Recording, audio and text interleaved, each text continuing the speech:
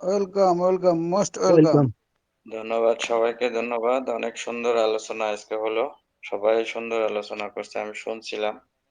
রফিকুল ইসলাম ভাই, তারপরে আমাদের সিরাজুল ইসলাম ভাই, দুইজনই খুব সুন্দর আলোচনা করছেন টপিকস এর উপরে। পাশাপাশি আসলে ছোট ছোট কিছু লিডারদের কিছু মোটিভেশনাল বক্তৃতা আসে, যেগুলো আসলে অফিসিয়াল কোম্পানির কোনো নিউজ না, যেগুলো কোম্পানি থেকে কোনো নিউজ দেওয়া হয় না। কোম্পানি থেকে নিউজ দিলে আমরা, যারা সিম্পল, আমরা ফাউন্ডিং মেম্বার, সবার কাছে পৌঁছাবে। অর্থাৎ আমাদের যে আহ, যেখানে আপডেট সেকশন আছে সেখানে এসমো করে দিবে, এবং সবাই আমরা সেই আপডেট গুলো জানতে পারবো, ঠিক আছে। আর যেগুলো এই যে ছোট ছোট যেগুলো মেসেজ, সেগুলো খুব ভালো মেসেজ, এগুলো আমি অস্বীকার করতেছি না। আবার ওইগুলোর উপরে আমি বিতৃষ্ণা না, বা এটার উপরে নেগেটিভ না। এগুলো খুবই ভালো কথা, এগুলো আমরাও বলে থাকি, আমরা মিটিং করি, আমরাও অনেক সুন্দর সুন্দর আলোচনা করি, সবাইকে পজিটিভ রাখার চেষ্টা করতেছি। এইগুলো সবাইকে পজিটিভ রাখা, পাশাপাশি উদ্যমী রাখা, রিদমেটিক রাখা, ঠিক আছে। এইগুলোই আর কি রিদম। আমরা জানি রিদমেটিক থাকি সবসময়, আমাদের মনের প্রফুল্লতা থাকে, সেই জন্যই আমাদের বিভিন্ন লিডাররা, আমরা, আমাদের মিটিং সিটিং সবকিছু হয়ে থাকে আর কি।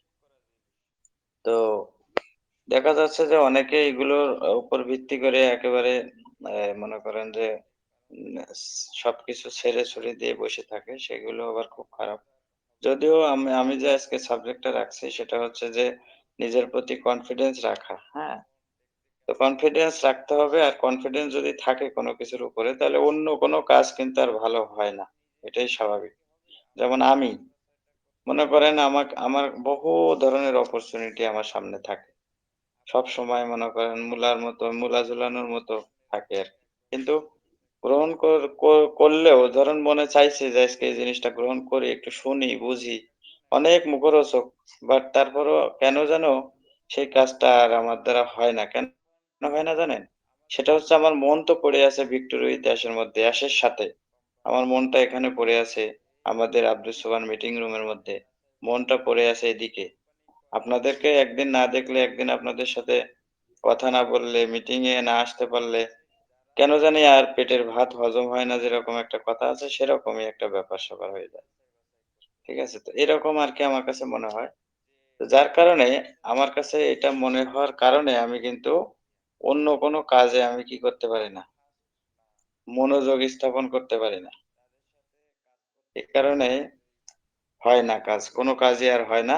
তখন আর ওই সেই কাজে সফলতা আসবে না। কারণ যদি আপনার কনসেনট্রেশন, আপনার একাত্মতা বা একাগ্রতা, বা আপনার বিশ্বাসের লেভেলটা যদি সেই মাফিক না হয়, তাহলে আপনার কাজ সেখানে হবে না, এবং সেখান থেকে সাকসেসও আসবে না, ফল আসবে না।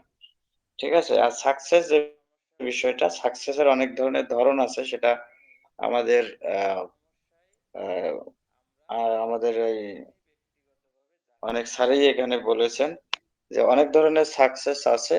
যে যেটা সাকসেসটা আসলে মূলত এরকম, যে যেটাতে সন্তুষ্ট সেটাই তার জন্য সাকসেস। ঠিক আছে? অনেকেই দেখা যাচ্ছে যে চিন্তা করে, যে নেগেটিভ সেন্সে নিয়েন না। অনেকে চিন্তা করে যে আমি প্রত্যেকদিন সন্ধ্যার পরে মদ খেয়ে বাসায় যেয়ে ঘুমাবো, সেটাই আমার জন্য শান্তি। মনে হয় জানি এর চাইতে বড় শান্তি দুনিয়াতে আর নাই। তার জন্য এটা সাকসেস, ওটা মনে করে সে সাকসেস। অনেকে চিন্তা করে যে না, আমি অল্পতে তুষ্ট, অল্পতে সহি সালামতে চলতে ফিরতে পারলেই এটাই আমার সাকসেস। কোনো কিছুতে ঋণ নাই, কোনো ঝামেলা নাই, ঠিক আছে? মনে করেন হ্যান্ড টু মাউথ চলতেছি, এটাই আমার কাছে সাকসেস। আবার অনেকের কাছে হাজার কোটি টাকা আছে, তারপরেও সে নিজেকে সাকসেস মনে করে না। হ্যাঁ, কারণ হলো সে মনে করে যে আমার সাকসেসটা তখনই যখন সবাই আমাকে সাচ্চার করবে, সবাই আমাকে সম্মান করবে, সবাই আমাকে স্যালুট দেবে, সেটা তার কাছে সাকসেস। আবার সবাই কেউ কেউ মনে করে যে আমার কেউ সম্মান করুক চাই না করুক, আমার হাজার হাজার কোটি টাকা, মিলিয়ন বিলিয়ন ডলার থাকলেই আমার সাকসেস। টাকা থাকলে সব পাওয়া যায়, এরকম চিন্তা অনেকে করে। আবার অনেকের কাছে চিন্তা করে যে আমি জান্নাতে যাওয়া পর্যন্ত আমার সাকসেস। আমি যদি যখনই জান্নাতে যাব, তখনই আমার জীবনের সফলতা। এর আগ পর্যন্ত আমাকে জান্নাতে যাওয়ার জন্য যা, যা করণীয় আমাকে তাই করতে হবে।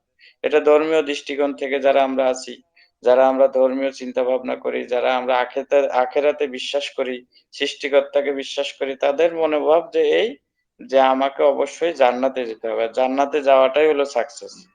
হ্যাঁ, এটাই হচ্ছে অরিজিনাল কথা ধর্মীয় দিক থেকে। ঠিক আছে? এই জান্নাতে যাওয়াটাই আসলে অরিজিনাল সাকসেস।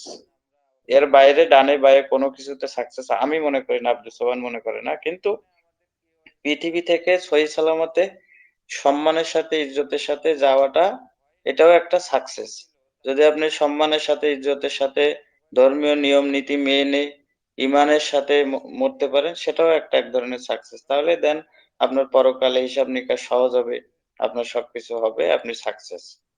ঠিক আছে? তো এখন ঘটনা হলো যে প্রত্যেক কিছুর সাথে কিন্তু একটা অর্থ জড়িত।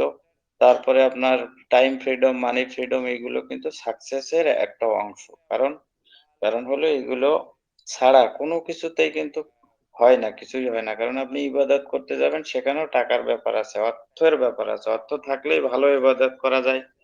দান করা যায়, মানুষের কল্যাণে আসা যায়।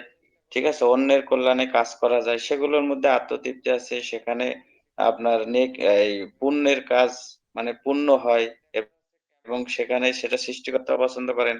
যদি আপনি কোনো কাজে ভালো কাজে অর্থ দান করেন সেটাও আপনার পরকালের জন্যও কাজ করবে, আখিরাতের জন্য কাজ করবে, জান্নাতে যেতে সহজ হবে।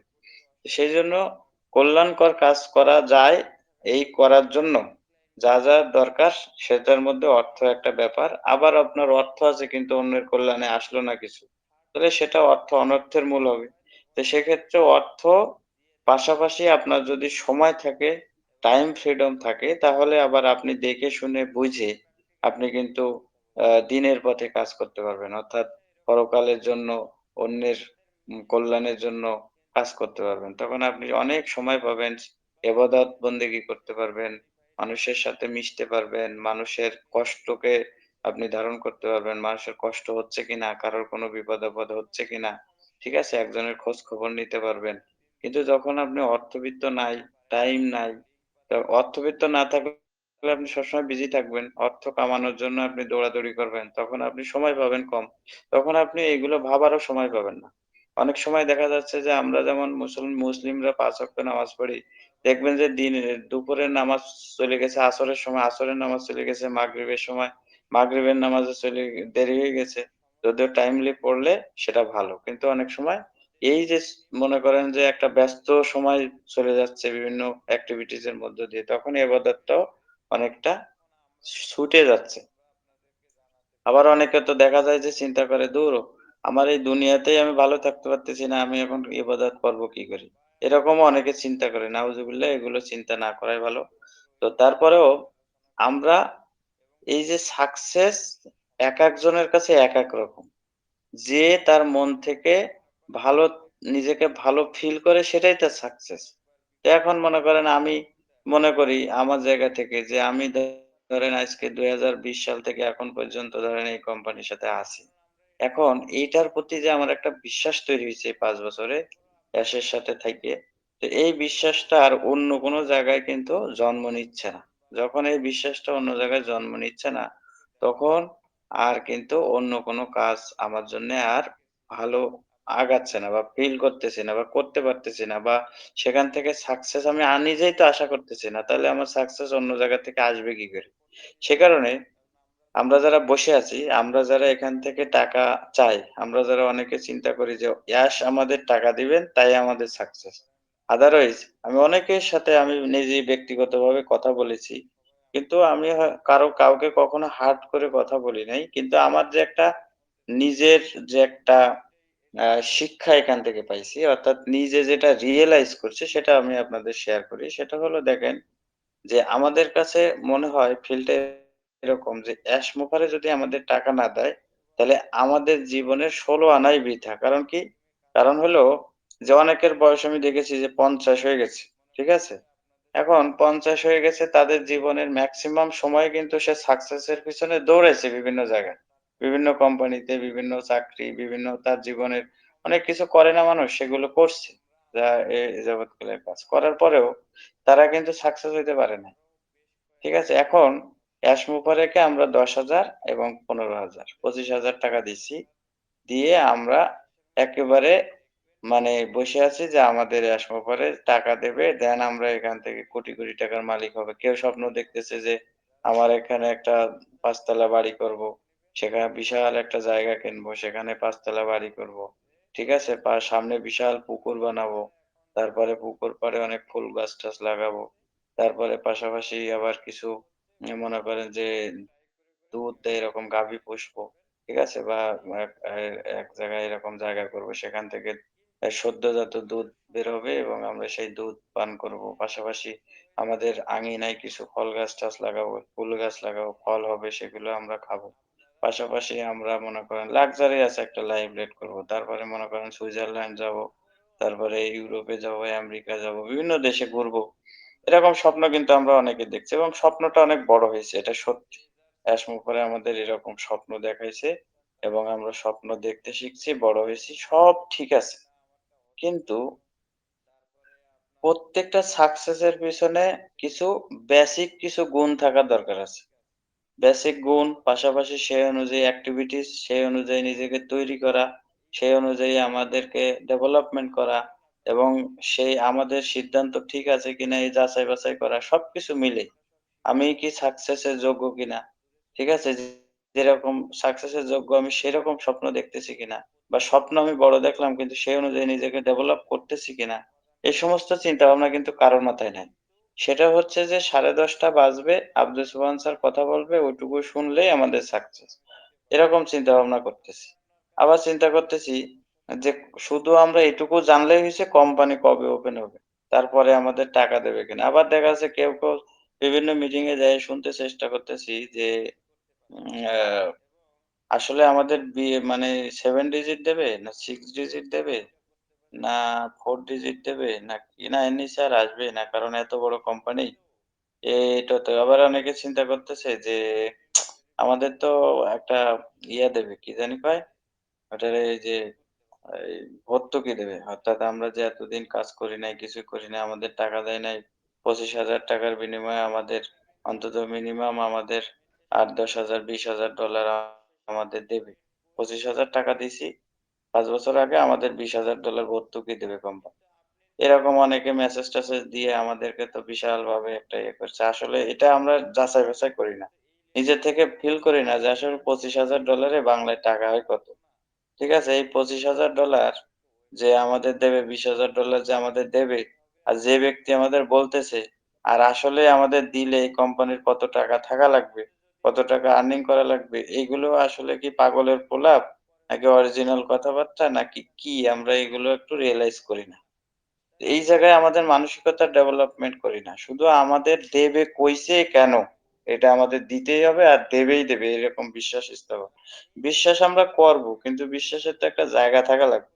একটা অথেন্টিকেশন থাকা লাগবে। অনেক কিছু চিন্তা ভাবনা আমাদের করতে হবে। আদারওয়াইজ আপনি সাকসেস হইলেন না মনে করেন। তখন আপনার জায়গাটা কোথায় যেয়ে দাঁড়াবে? এই চিন্তাও করতে হবে।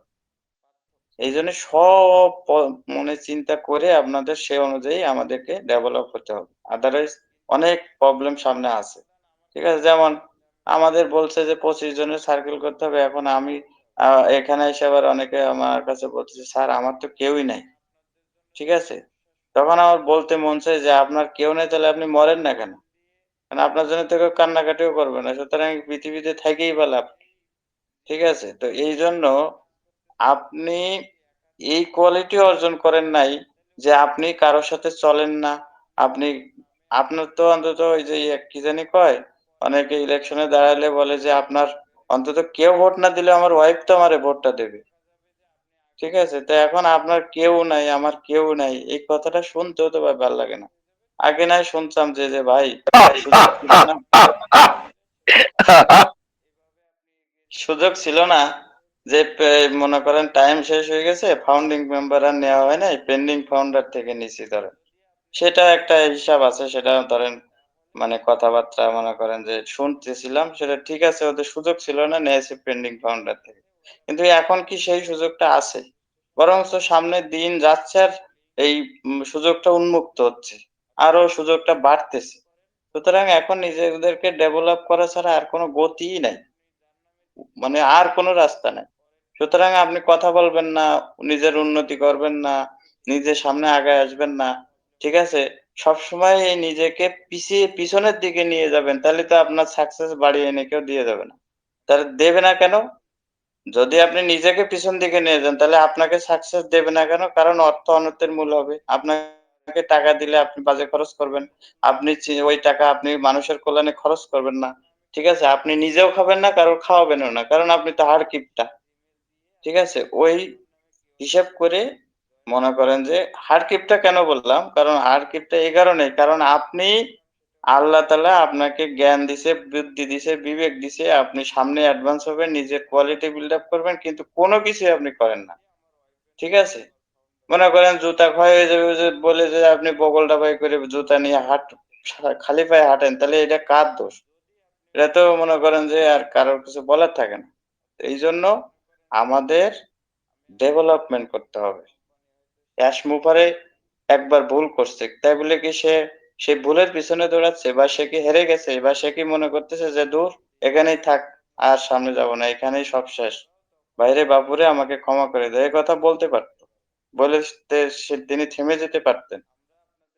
কিন্তু উনি তো হার মানার লোক না। উনি তো নিজেকেও ডেভেলপ করতেছে, পাশাপাশি কোম্পানিকেও ডেভেলপ করতেছে। ঠিক আছে? উনাকে চতুর্দিক থেকে মনে করেন তীর নিয়ে বসে আছে যে উনাকে মেরে ফেলবে। উনাকে শেষ করে দেবে, উনাকে উঠতে দেবে না। তারপরেও কি উনি থেমে আছে? উনি সামনে অ্যাডভান্স হচ্ছে না? ঠিক আছে? এরকম। ঠিক আছে? আজকে আমিও যুদ্ধ করতেছি। সিরাজুল ইসলাম স্যারও যুদ্ধ করতেছে। মুজিবুর রহমান স্যারও যুদ্ধ করতেছে। আমরা প্রত্যেকেই যুদ্ধ করতেছি। তারপরেও এই যে আপনারা মাঝে মধ্যে শুনেন যে মুজিবুর রহমান স্যার কেবল বাসায় আসছেন, হয়তো বেডে পিঠটা লাগাইছেন, এই সময় ঘুমায় যাওয়ার কথা। ওনার যে বয়স, উনি আমার বাবার চাইতেও সিনিয়র ব্যক্তিত্ব। তো উনি আমাদের সাথে এখানে সময় দিচ্ছেন। সিরাজুল ইসলাম স্যারও এরকমই ব্যক্তিত্ব। তাই তারা এরকম ভাবে আপনাদের সাথে কথা বলতেছে, শুনতেছে, অনেক ডাকাডাকি করতেছে এই মুরব্বী দুইজন, কিন্তু কেউ কোনো সাড়া শব্দ নাই। স্যার টাকা দেবেন, কোটিপতি হয়ে যাবে। ধন্যবাদ, আজকে এই পর্যন্তই। আল্লাহ হাফেজ। আসসালামু আলাইকুম।